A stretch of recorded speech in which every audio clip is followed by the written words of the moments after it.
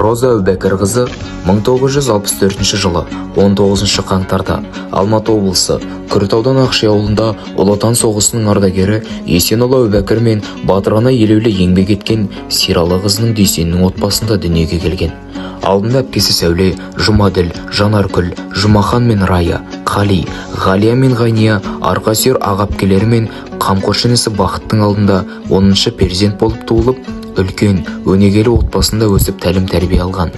Балдай тәтті балалық шағы Ақши ауылындағы Күрт өзенінің жағасында ойнап өскен. Әке шапағат мен ана мейірімін көрген Роза қатарының алды болды.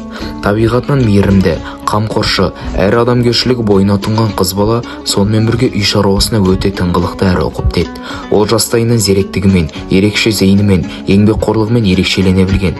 Ақши ауылындағы Андреев атындағы орта мектебінде 1971 жылы бастауыш мектебінің табалдырығын аттап, оны үздік тәмамдаған. 1974 жылы аудан орталығы болып ашылуына орай есік ашқан Ленин атындағы мектепте білімін жалғастырып, 1981 жылы аталған мектепті алтын белгімен аяқтайды. Мектепті үздік бітірген соң білімін шыңдап, Алматы қаласындағы Абылайхан атындағы педагогикалық шет тілдер институтының роман герман факультетіне оқуға түседі. Студент кезінде институт қабырғасында оқып жүріп, қоғамдық жұмыстарға белсене қатысып, студенттер мен оқытушылар арасында зор беделге ие болған. Студенттік өмірінің ең жарқын беттерінің бірі білімді, ізденімпаз. Студент ретінде көптің ішінен іріктеліп, 1985 жылы Германияның көркем қаласы Дрезденге жол тартқан сәті. Бұл сапар алғыр студент үшін тек шетелде оқу емес, болашақ неміс және ағылшын тілі мұғалімі ретінде кәсіби қалыптасуының маңызды кезеңі болды. Дрезден тарих пен мәдениет тоғысқан, білімге деген құрметі ерекше қала. Осында жүріп, Роза тілдің тек қарым-қатынас құралы емес, халықтың жан дүниесін танытатын құндылық екенін терең түсініп келеді. Сабақтар, тәжірибелік жұмыстар, халықаралық ортадағы пікір алмасулар оның кәсіби біліктілігін арттырып қана қоймай, өзіне деген сенімін нығайтты. Ең бастысы, осы жолда бірге болған студент құрбыларымен өткен жылы естеліктерін мақтанышпен айтатынына көз алдымызда.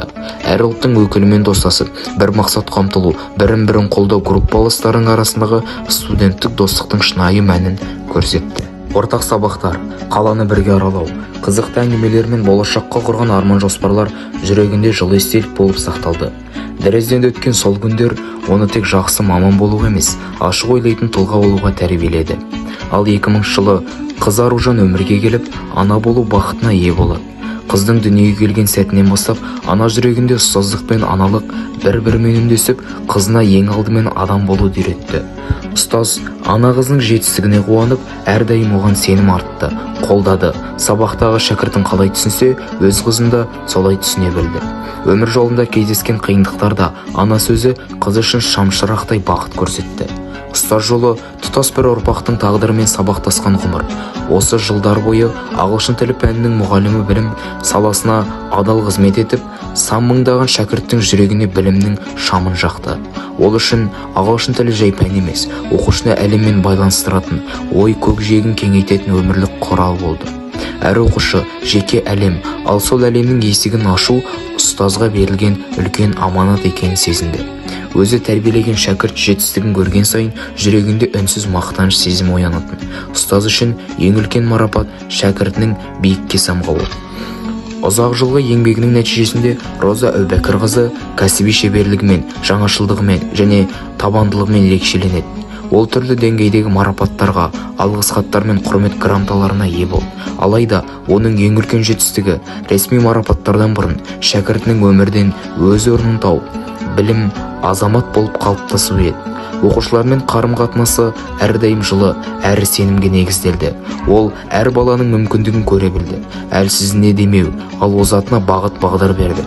Сабақ үстіндегі қолдауы, өмірлік ақыл кеңесі, шынайы жанашырлығы оны шәкірттер үшін тек мұғалім емес, ақылшы әрі үлгі болар деп тұлғаға айналдырды.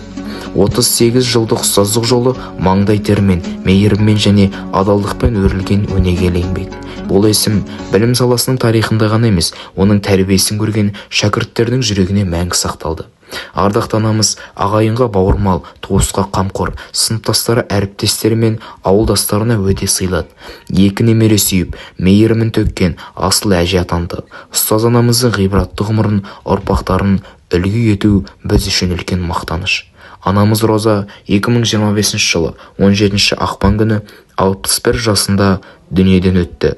Топырағың торқа, жаның жәннатта болсын, анашым. Анасын сағынғандарға арнайы сағыныш басатын жырым. Келмесіне кім қияды анасын, түс көргендей болып пенде қаласың. Анаң ғана мәңгі өмір сүрердей жаулайды екен перзентінің санасын. Мейлі анаң 100-ден асып кетсе де, кәрілігі қуып жүріп жетсе де, перзент үшін қартаймайды анасы, қиындықпен сынақтардан өтсе де. Асыл ана, жүзің нұрлы күн едің, шаңырақтың мерекесі гүл едің, сабырлы едің, қадамы бар салмақты, мейірімге бөлеуші едің жан жақты.